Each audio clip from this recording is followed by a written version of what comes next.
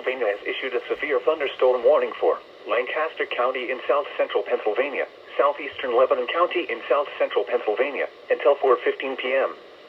At 3:14 p.m., multiple severe thunderstorms were located over Lancaster County, moving north at 35 miles per hour.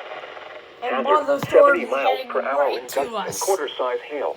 It looks like Source, for now. radar indicated. Impact, hail damage to vehicles is expected. Expects considerable tree damage. Wind damage is also likely to mobile homes, roofs, and outbuildings. Locations impacted include Lancaster, Lebanon, Ephrata, Columbia, Lititz, Millersville, Willow Street, Mount Joy, New Holland, Manheim, East Petersburg, Cornwall, Akron, Myerstown, Lella, Paradise, Salunga, Landisville, Denver, Maytown, and Reamstown. This includes the following interstates: the Pennsylvania Turnpike for mile markers 260 to 294. Interstate 78 near mile marker 8. For your protection, move to an interior room on the lowest floor of a building.